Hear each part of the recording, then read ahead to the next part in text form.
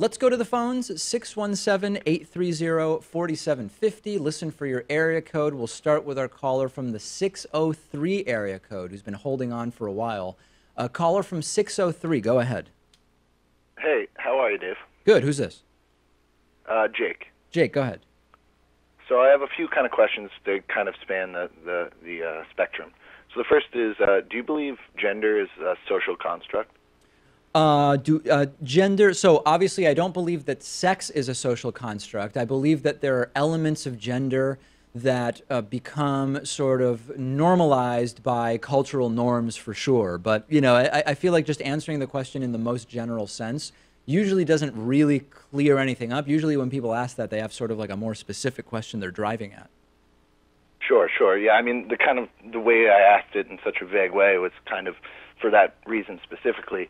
It seems to be in certain circles in the left, there is no debate. So I was curious what you thought about it. I guess my next question would be, have you ever heard of John McWhorter? No, I have not. Okay, I would suggest looking him up. He's an intellectual. He's consistently on a podcast with a guy named Glenn Lowry, and they have quite a lot to say on the issues. I think that you would be quite interested in. All right, so, I have no idea what their views are. I might find their views deplorable or interesting. I couldn't comment. I think that you would actually find their views quite understandable, and that's kind of why I'm suggesting them to you.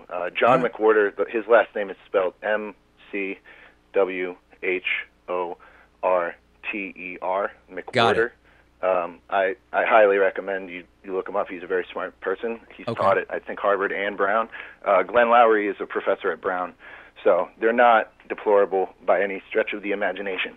My next question is, have you ever heard of the Global Terrorism Index, and do you think it's reliable or a good resource? I have heard of it. I couldn't tell you offhand what organizations are involved, so I would not be able to speak to its reliability offhand. Well, it is a product of the University of Maryland. I don't know if you've ever, so it's kind of an academic-rooted group, but they actually, they have statistics, and I've never actually heard them debated, but, you know, I'm curious to see someone like yourself, what you would think about it. All right, Jake, I will check it out. I think 3 questions is probably good for today. Thank you so much. I do appreciate the call.